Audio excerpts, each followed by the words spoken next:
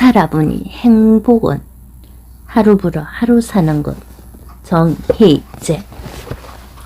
예전에는 어쩌다 행복의 깃털을 하나 주우면 어기양양했다. 너와 내가 분리되지 않고 모든 이들이 사랑스러워 다시는 누굴 미워할 일이 없을 것 같았다. 숨 쉬고 먹고 만나고 일하고 졸리면 자고 기적 아닌 것이 없었다. 솟아오르는 행복감을 가누지 못해 무작정 걷기를 매시간. 그럴 때 생은 한없이 가볍고 맑고 밝았다. 그 조화로운 기쁨이 언제까지나 머물러 줄 알았다. 살아보니 행복은 하루 벌어 하루 사는 것이었다. 행복에 가난한 우리는 일용직 신세였다. 비정규직이었다. 내일 목까지 미리 쌓아두기 힘든 거 그게 행복이었다. 냉정하고 불공평한 세상 탓만은 아니었다. 스스로 행복의 기준이 늘 바뀌기에 오래 행복을 붙잡아 둘 수 없었던 것. 취직만 되면 바랄 게 없다고 생각하다 직장에 들어가선 저 사람만 없으면 이 일만 아니면 좋겠다고 생각한다. 내 집 한 칸을 소원하다가 막상 생기면 더 큰 평수를 원한다. 비가 오면 햇빛을 그리워하고 내 사람이 되길 간절히 바라던 사람과 이어지면 잡은 물고기엔 밥을 주지 않는 법이라 한다. 누가 하루하루 바뀌는 그 기준을 다 맞춰줄 수 있을까? 기도를 듣는 신도 머리가 아프리라. 해닌들은 말한다. 세상이 이만큼이라도 유지되는 건 사람들이 원하는 대로 이루어지지 않기 때문이라고.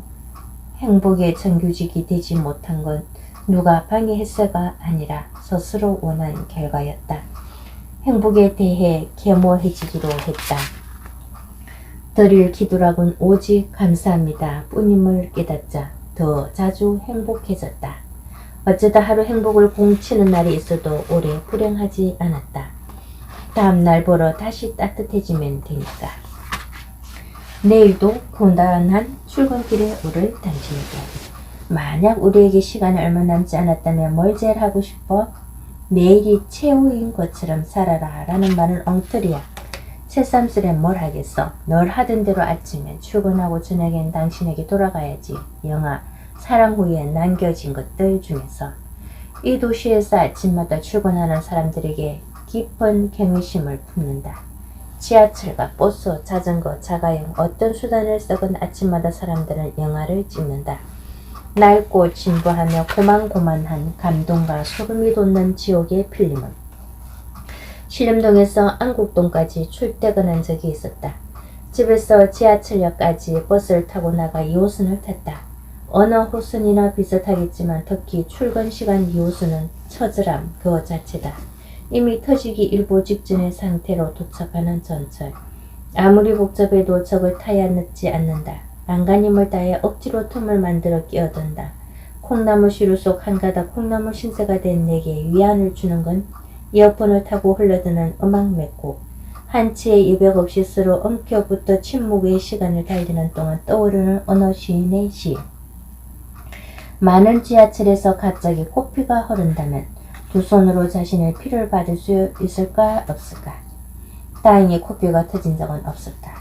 또 하나 다행인 건 2호선으로 7정거장만 가면 된다는 것. 3호선으로 갈아타기 위해 2호선 교대역에서 내린다. 아무리 급해도 뛰거나 앞질러 갈 수 없다. 검은 축구공처럼 떠오른 머리들을 바라보며 사람 물개를 타고 3호선 승강장에 이른다. 강북 방향 3호선은 그나마 사정이 낫다. 숨 쉴만하다. 책을 꺼내 읽을 여유도 생긴다. 한강을 건널 때면 이처럼 넓은 강을 낀 도시에 살고 있다는 사실에 매번 새삼스레 놀라고 감동했다. 전철은 한참 동안 강을 횡단한다. 물길 위에 무심하게 퍼지던 아침 햇살. 안국역에 내려서는 회사까지 빠른 걸음으로 10분쯤 걸어야 한다. 내 출근 카드에는 늘 아슬아슬한 시각이 찍히곤 했다. 2호선을 반대 방향으로 타보기도 했다. 그쪽도 사정은 마찬가지였다. 영동포역에 이를 때면 눈을 질끈 감았다. 사람이 너무 많아서 사람들은 입을 다문 채 사물의 표정을 하고 있었다. 외국 친구들이 한국인들은 왜 그리 하는 표정으로 다니냐고 물어올 때 내 대답, 너도 한번 살아봐. 살아보면 그게 가장 무난한 표정임을 알게 된다. 내릴 때가 아닌데도 성급하게 비집고 나오거나 행 밀치면서 사과 한마디 없이 가버리는 사람을 볼 때면 순간 사리에 버금가는 화가 치솟는다. 도시의 출퇴근길은 너무 쉽게 사람을 미워하게 만든다. 영등포역만 지나면 승객이 훅 줄었다. 을지로 상가역에 내려 사무소를 갈아타고 안국역까지 그리고 다시 도보 걸리는 시간은 비슷했다. 신림역에서 버스를 타고 상도 터널을 넘어 종로 쪽으로 다가는 버스를 탄 적도 있었다. 어떤 길을 택해도 출근 시간을 1시간 이내로 단축할 수 없었다. 늦은 야근에서 돌아오면 다음날 출근하기가 너무 고역스러웠다. 철하러 마친 날 아침에 지하철역에서 잠들어버려 2호선 구간을 빙빙 돌기도 했다. 이건 좀 곤란해. 나는 아예 회사 가까운 동네로 이사를 하기로 마음먹었다. 이런 말을 하면 믿을지 모르겠지만 회사에 배 붙어 살 생각을 할 정도로 나는 그 직장에 꽤나 정을 붙이고 있었다. 주변에 월급 받으며 공부하러 다니는 기분이라고 뜯을 정도로 함께 일하는 사람들과도 마음이 잘 맞았다. 이사를 해야겠어요. 회사에 알렸다. 집을 구해야 했다. 6시가 되기 무섭게 퇴근해서 근처 동네를 헤집고 다녔다. 점심시간을 이용해 부동산에 들르기도 했다. 손에 쥔 돈이 적었으므로 맞춤한 집을 찾기가 쉽지 않았다. 그런데 몰랐다. 집을 보러 다니는 동안 상사의 마음이 상했을 줄은.